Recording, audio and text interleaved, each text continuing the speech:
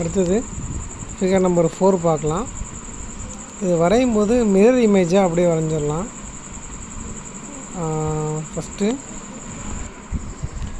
AutoCAD open பண்ணிவிட்டு நம்ம எப்போதும் போல் செட்டிங் போட்டுறோம். ஃபஸ்ட்டு லிமிட்ஸு, யூனிட்ஸ், அதுக்கப்புறம் டிஎஸ் கொடுத்துட்டு ஜூம் கொடுத்துட்டு டயக்ராம் ட்ரா பண்ணிடலாம்.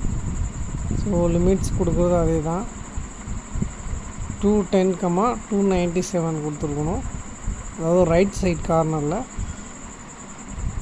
அதுக்கடுத்து டிஎஸ் செட்டிங் போட்டு ஓஸ்னாப்பில் செலக்ட் ஆல் கொடுத்துருக்கணும். ஸோ இதெல்லாம் வந்துட்டு ரொம்ப ரொம்ப பேசிக். இது தெரியல அப்படி இல்லைன்னா பேசிக் வீடியோஸ் போட்டிருக்கேன். ஸோ அதில் வந்து பார்த்துக்குங்க. ஸோ இது மிரர் இமேஜ்னால், அதாவது எக்ஸ் ஆக்சிஸ் பேஸ் பண்ணி மிரர் பண்ணிக்கலாம். அதாவது மேலே உள்ள பார்ட்டும் கீழே உள்ள பார்ட்டும் ஈவனாக இருக்கும். ரெண்டும் மடித்து பிடிச்சோம் அப்படின்னா ரெண்டுமே ஈவனாக இருக்கும். அது ஒய் ஆக்சிஸ் பேஸ் பண்ணி மிரர் பண்ண முடியாது.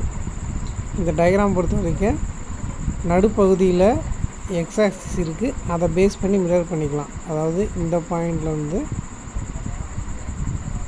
அப்படியே மிரர் பண்ணிக்கலாம். ஸோ ஃபஸ்ட்டு டைமென்ஷன் சென்ட்ரல்லேருந்து 30 இருக்குது. ஸோ மேலே பாதி அளவு எடுத்துக்கணும், 15 mm. ஸோ லைன் கமாண்ட்ஸ் எடுத்து லைன் ஒன்று ட்ரா பண்ணிக்கோங்க. தேவையான அளவு ஜூம் பண்ணிக்கலாம்.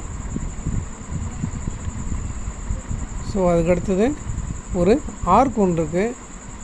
ஸோ ஆர்க் கமாண்ட்ஸ் போவோம். அதில் போயிட்டு ஸ்டார்ட், சென்டர், எண்டு, ஸ்டார்ட் பாயிண்ட்டை கிளிக் பண்ணிக்கிறோம். சென்டர் பாயிண்ட் அப்படிங்கிறது அந்த ஆர்க்குனுடைய ரேடியஸ் வேல்யூ பார்த்திங்கன்னா டயாமீட்டர் 30 கொடுத்துருக்காங்க, ரேடியஸ் 15 கொடுத்துக்கணும். அடுத்தது என்னென்னா, நமக்கு எந்த டைரெக்ஷனில் ஆர்க் வேணும் அப்படிங்கிறத கர்சரை மூவ் பண்ணோம் அப்படின்னா அந்த டைரெக்ஷனில் ஆர்க் வந்திருக்கும். ஸோ அதுக்கடுத்து ஆர்க்குக்கு அடுத்து லைனு, அந்த லைனோட வேல்யூ எவ்வளோனா 10 வரும். ஆக்சுவலாக 25 mm கொடுத்துருக்காங்க. 15 mm ஆர்க் போயிடும், ரிமைனிங் 10 mm ட்ரா பண்ணிக்கணும். அடுத்தது step 1 10 mm horizontal. First step பார்த்தது 30 mm டைமென்ஷன் கொடுத்துருக்காங்க. So 30 mm. மறுபடியும் டவுன்வர்டில் ஒரு 10 mm. மறுபடியும் செகண்ட் ஸ்டெப்பு பார்த்திங்கன்னா 25 mm டைமென்ஷன் கொடுத்துருக்காங்க. ஸோ கண்டினியூஸாக லைன் கமாண்ட்ஸு அப்படியே யூஸ் பண்ணிக்கணும். அதுக்கடுத்தது மறுபடியும் லைன் கமாண்ட்ஸில் ஒரு 10 mm, அதாவது ஹோல் டயக்ராமுக்கும் சென்டர் பாயிண்ட்டு, ரைட் சைடில் எண்டு பாயிண்ட்டு 20 mm.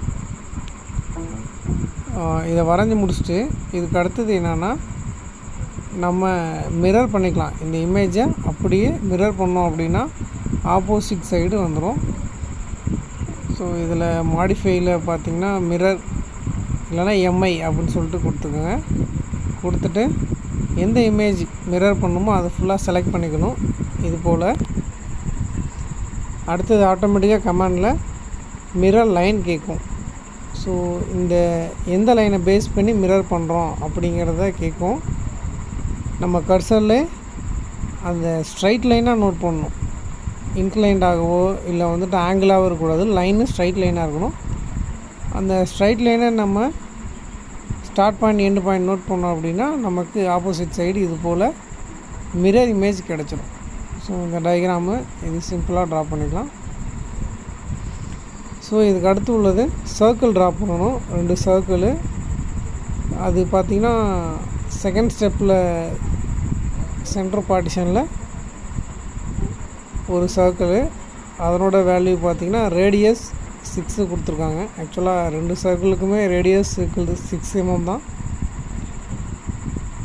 ஸோ கரெக்டாக இந்த 2 எட்ஜு பாயிண்ட்டும் டச் பண்ணி சும்மா அப்படியே எடுத்துகிட்டு வந்தோம் அப்படின்னா நமக்கு சென்டர் பாயிண்ட் காமிக்கும். இது போல் அதில் நம்ம சர்க்கிள் ட்ரா பண்ணிக்கலாம். ஃபஸ்ட்டு ஸ்டெப்பில் பார்த்திங்கன்னா இந்த எட்ஜுக்கும் இடையில வேணும் அப்படின்னு சொன்னால் நமக்கு ஒரு டாட் லைன் கிடைக்கும். ஸோ அந்த டாட் லைனை பேஸ் பண்ணி சர்க்கிளோட சென்டர் பாயிண்ட் எடுத்துக்கலாம். இது போல்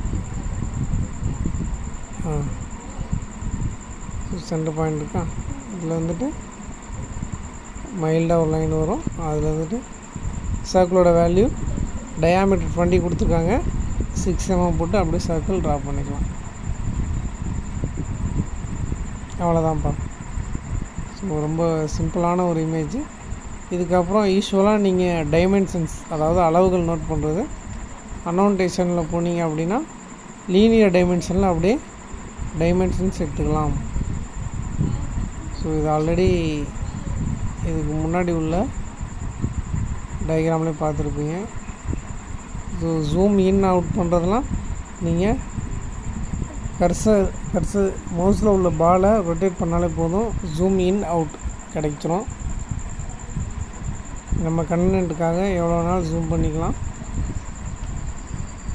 ஜூம் பண்ணிவிட்டு இது போல் டைமென்ஷன்ஸ், கண்டினியூஸ் டைமென்ஷனாக நோட் பண்ணிக்கோங்க. லீனியரில் போயிட்டு அப்படி இல்லைன்னா ரேடியஸில் போய்ட்டு எடுத்து நோட் பண்ணிக்கலாம்.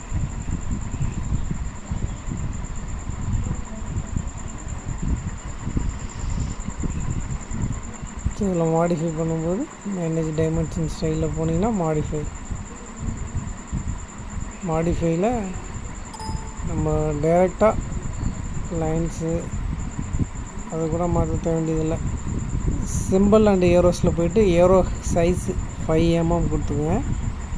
அடுத்தது டெக்ஸ்ட்டில் போய்ட்டு டெக்ஸ்ட்டு ஹைட்டு ஒரு 5 mm கொடுத்துக்கோங்க. அதுக்கு அடுத்தது ஃபிட்டு ப்ரைமரி யூனிட்டில் 0 செட் பண்ணுங்க போதும். டெக்ஸ்ட்லேயே பார்த்தீங்கன்னா எபோவ் கொடுத்துக்கோங்க. அதுக்கப்புறம் ஆஃப்செட் டிம் லைன் பார்த்தீங்கன்னா ஒரு 2 mm கண்டிப்பாக ISO ஸ்டாண்டர்டு கொடுத்துக்கோங்க. லாஸ்ட்டாக ப்ரைமரி யூனிட்ஸில் போய் 0 செட் பண்ணிக்கணும்.